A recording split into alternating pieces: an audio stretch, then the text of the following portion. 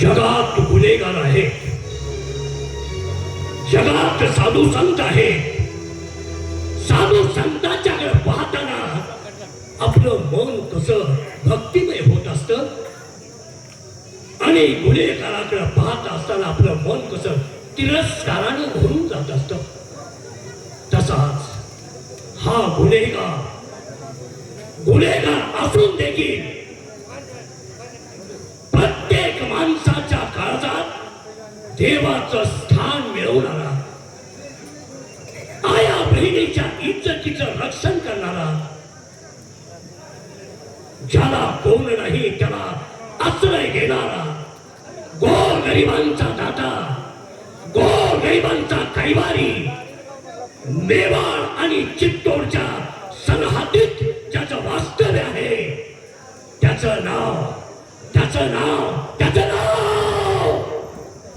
बंडखोर कोळी. ज्याला बंडखोर कोळी म्हणतात तोच मी, बंडखोर कोळी. ज्याला घर नाही त्याला निवारा देणारा, कोण गरिबावर अत्याचार होत असेल त्यांना न्याय मिळवून देणारा, असा हा बंडखोर कोळी. माया बहिणीचं इज्जतीचं रक्षण करणारा असा तो बंडखोर कोळी. एखादी माया माऊली त्या समोर आली तर म्हणते, दादा मला ऐकलं नाही, मला आनंद वाटतोय. पण हे बंड पुकारला ते एका गोष्टीमुळे, ज्या माणसाने आमच्यावर अत्याचार केला त्या माणसाचा निष्मोड केल्याशिवाय हा बंडखोर कोळी गप्प बसणार नाही. पिरा, हे पिरा, काय रे दादा? पिरा, अरे तुझ्याकडे बघितलं की कसं असं मन भरून येते बघ. काय येणार नाही? अरे मी कोण, कुठल्या माझ्या जातीचा मलाच पत्ता माहीत नसताना एका अनाथ मुलाला तू हाताशी धरलास, तुझ्या छत्रछायेखाली त्याला लहानाचा मोदक केलास, या जगात कसं वावराचं ज्ञान दिलास, गोर गरीबाचा पाठीरागा बांध हे ज्ञान दिलास. आज जन्म देणाऱ्यापेक्षा पालन पोषण करणारा या जगामध्ये सर्वश्रेष्ठ असते याची आज मला खात्री पटली. तसं नाही बिना, अरे दगडाला जरी जीव लावला तर त्याला सुद्धा पाझर फुटत असतो. बरोबर आहे ना? ठीक आहे, पण बिना बोलता का? मला आज जरा सांगू का तुला? सांग, काय तुझ्या मनात असेल ते. चला, मला आज घरी जावंसं वाटतंय. काय सांगतोस काय? होय दादा, अगदी माझ्या मनातलं बोललास मग. अरे पहिलं म्हणजे या दोन्ही लागल्या पण जरा जाऊन भेटून यावं. मला बी असंच वाटत होतं, पण माझं धाडस होत नव्हतं ना तुला विचारायचं. आज तुझ्या तोंडला आलं, लई समाधान वाटलं. वहिनीच्या हातचे झुणका भाकर खाऊन लई दिवस झालं रे. असं म्हणतोय? होय. सांग तर मग. पण जाताना आपलं 500 लोकांचं बंड आहे, त्यांची व्यवस्था कर आणि जाता जाता आपल्या खंडेरायाचं दर्शन घ्यायला विसरू नका. जय मल्हार.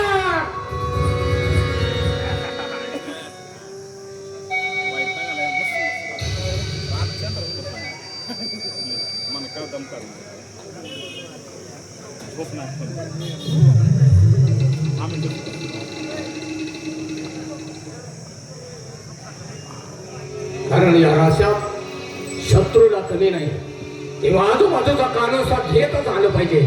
आता वहिनी घरात आहे का नाही बघितलं पाहिजे. वहिनी, अहो वहिनी, अहो घरात आहे का नाही?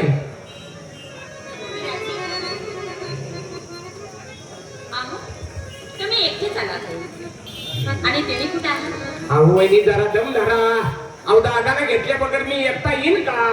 म्हणजे आदत तिने होय. कुठे आहेत मग? अहो आणतो, जरा दम धरा म्हणून सांगितले की.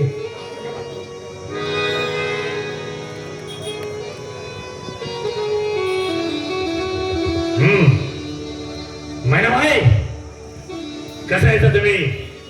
आम्ही बरं आहे तुम्ही कशा आहात? आम्हाला काय आमचा पावला गली दुश्मन आहे. आमचं कधी काय होईल हे सांगता येत नाही. असं बोलू नका. असं बोलल्यानंतर माझ्या मनाला किती लागतंय माहितीये तुम्हाला? बरोबर आहे. तरी तुम्ही बाहेर गावी जाता पण आम्ही किती काळजी करत असतो तुमची. कुठं बसताय, कुठं झोपताय, कुठं खाता पिताय. अहो काळजी तर लागणारच की, पण आमची काळजी करूच नका तुम्ही. का नाही करायची? तुम्ही माझी पती आहात. धनी तर दुनिया नाही तर चारी वाटासून धनी. खरंच तुम्ही घरी आल्यानंतर इतका मोठा प्रकाश पडत आहे या घरामध्ये. कसं सांगू मी तुम्हाला? बरोबर आहे. अहो का प्रकाश पडणार नाही? आपण नवरा बायको आहोत ना. हो मग मी म्हणते धनी, तुम्ही आल्यानंतर आमच्या मनाला किती आनंद वाटत आहे. मग हा एक पिंजरा आहे आपला परपंचामध्ये. ह्या पिंजऱ्यामध्ये राघू मैना तशी आपल्या दोघाची जोडी आहे. म्हणून म्हणते तरी आम्हाला सोडून कुठेही जाऊ नका तुम्ही. महिना महिना तुम्ही म्हणताय ते बरोबर आहे. पण ज्याने बंद पुकारले की या जनतेची व्यवस्था करायची, जनतेची सेवा करायची, जे राजाच्या हातून होत नाही ते आपण श्रीमंताला लुटायचं आणि गरिबाला वाटायचं. त्यांचं सुख यातच आपलं सुख असं म्हणतो बरोबर आहे. आहे. ह्या जनतेसाठीच तुम्ही कष्ट करत आहात. होय. रात ना दिवस तुम्हाला झोप लागत नाही. पण हो मी विसरले. विराजी या. आहो काय आम्ही संघ आहे ध्यानात असू द्या म्हणलं. अहो तसं नाही. बरेच दिवसांना आलात. कधी तुमच्याशी बोलेन असं आम्हाला वाटलं होतं. बोला काय सेवा करू आम्ही.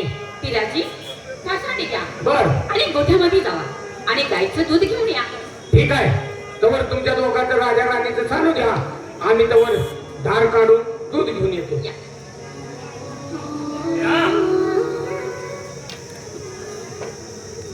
बोला. त्यांनी माझ्या मनाने इतका आनंद झाला आहे.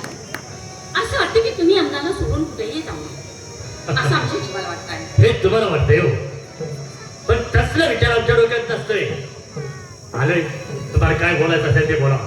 हो मला तुमची भरपूर सेवा करायची आहे. असं वाटतं की तुम्ही माझ्यापासून दूर जायचं नाही. मला कुठं सोडून जायचं नाही. असं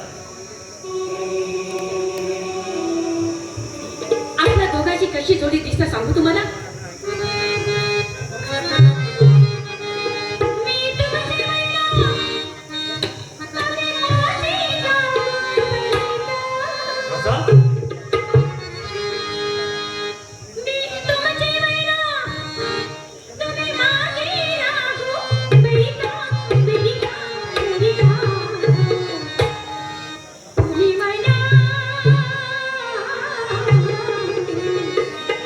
आता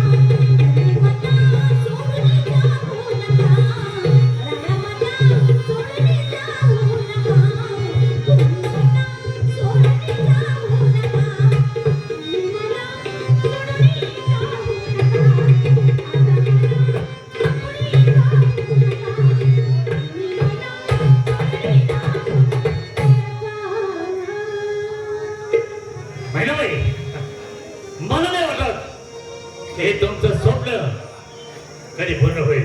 कारण येणार आणि कधी इथून गेलेलं सुद्धा तुम्हाला माहीत होणार नाही. नाही, असं बोलू नका. का? मी काय म्हणते, मी आल्यापासून तुमच्या संग मी बयानच बोलत आहे. बर बर. माझे काका ऐका, हे सगळे धंदे सोडा आणि आपण सुखाचा संसार पटवूया. संसार संसार हा शब्दच आमच्या डोक्याला सेवत नाही. कारण आणि फक्त पत्करले आमच्या डोक्यात विचार आहे ते फक्त जनतेची सेवा करायची हेच आमच्या डोक्यात आहे. वा, तुम्ही जनतेची सेवा करा, पण ती जनता तुम्हाला माघारी काय म्हणतात तुम्हाला माहित आहे? हे बघ, जनता काय म्हणते याच्याकडे आमचं लक्ष नाही. त्याच्याकडे लक्ष देण्यापेक्षा आपण जनतेसाठी काय करायचं हे आमच्या डोक्यात आहे. पण धनी, तुम्हाला एक गोष्ट सांगणार आहे. सांगा. थोडे दिवसाने तुम्ही मुलाचे बाप होणार आहात. काय सांगताय? हो, मी वडील होणार, मी बाबा होणार. अरे ए पिराजी, अरे पिराजी, अरे अरे आज आलं त्याचा दिवस आणि तू काका होणार. दादा, अरे काय सांगतोय काय? म्हणजे मी काका होणार आहे? लई आनंदाची बातमी झाली बघ. आज आपल्या समजा पोरास एक जंगी पार्टी देऊया मग. अरे पोरासने जग्गी पार्टी दे. बहिणी साहेबांचे सांग तुझ्यातर्फे त्यांना काय पाहिजे ते दे. बरोबर आहे पिराजी. मी तुम्हाला एकच सांगत आहे, बोला वहिनी. हे सगळे धंदे बंद करा. आता तरी बंद करा. आता आपल्या दोघात तिसरे येणार आहे पाहुणा.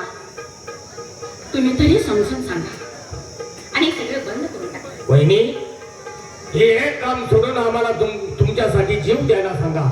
आम्ही जीव तयार आहे. पण जे दादासाहेबांनी हातामध्ये जो पैजेचा विडा उचललाय ते काम कदापि थांबणार नाही. या ठिकाणी आम्हाला आमचा प्राण गमवावा लागला तरी चालेल. आणि तुमच्यासाठी तुम्ही मागाल ती वस्तू दादांच्याकडून तुमच्या पायावरती अर्पण करण्याची जबाबदारी माझी आहे. पिराजी, होय.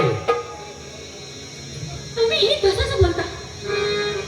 पिराजी, काय हो, तुम्ही माझे भाऊ आहात, तुम्ही पण माझ्या बाजूने बोलत नाही. तणे, म्हणूनच म्हणते आहे मी, थोडे दिवसांनी तुम्ही तुमच्या मुलाचे बाप होणार. मग तुम्हाला काय म्हणायचं आहे? हे सगळे धंदे बंद करा. तणे, आज ना उद्या ते बाळ जन्माला येणार आहे. मग ते मोठं झाल्यानंतर मी त्याला काय सांगू? तुझे बाबा बाई त्याची काळजी तुम्ही कशाला करता? अहो झाला मुलगा तर या पण खो येतो जाऊ द्या. आणि झाली मुलगी तर माझ्या खांद्याला मुली घालून सोडा. बंद करा, बंद करा ही भाषा. काय बोलत आहे? मुलगा झाला तर तुमचं नाव सांगू हो आणि मुलगी झाली तर खंडोबाला मुरळी सोडू. हा जरा तरी तुम्हाला काय वाटतं बोलेला? धनी, त्या मुलासाठी आई वडील स्वप्न काय पाहतात आणि तुम्ही काय पाहता? नाही, तुमच्या डोक्यात विचार आहे ते मला पसंत नाही. जे माझ्या मनाला वाटल तेच माझ्या मुलाने मी शिकवणार. मग काय एखादा मोठा ऑफिसर करून हा, आमच्या भागाला पकडायला? काय बोलताय? काय बोलताय? धनी, किती पुढचं बोलताय. हा? पण आपल्या मुलाचं स्वप्न पाहायचं नाही का चांगलं? असं नाही का वाटत तुम्हाला? नाही, जे मी करतोय ते तुम्हाला मुलाने घेणं पाहिजे. बंद करा, हे गोष्ट मी करू देणार नाही. असं? अजून एक बचावून सांगते हे मी सांगते ते कबूल आहे का नाही? काय? हे सगळे धंदे बंद करा नाही, आणि सुखाचा संसार करूया. मला हे जमणार नाही. म्हणजे मी हातापाया पडते, भीक मागे भेटली तुम्हाला, तरीही तुम्ही माझं ऐकत नाही. होय, मग माझाही शेवटचा ऐका. तुम्ही माझं ऐकत नाही ना? पण मी काय म्हणते, हे बंदच करायचं होतं तर माझ्या संग लग्नच करायचं नव्हतं. मैनाबाई, मी लग्नाच्या अगोदरपासून असा आहे हे तुम्हाला सुद्धा माहित आहे. समजला? हे जर मला माहित असतं मी तुमच्याशी लग्नच केलं नसतं. सा? हे नंतर मला माहिती पडलं तरीही मी ती सण केला. पण मी अजून विनंती करते आहे म्हणून मी म्हणते बंद केला. बस झालं आहे. अहो तुम्हीच काय माझ्या देवाचा देव जरी आला वा, तर हे कधीच बंद होणार नाही. समजा? देवाचा देव आल्यानंतर सुद्धा तुम्ही त्याचं ऐकत नाही. मग माझं ऐका. मी काय सांगते ते तुम्ही माझं ऐकत नाही ना. या 3 दिवसाच्या नाही इसका दाखवू ना तर नवची बहिणाचं नाही जाते आहे.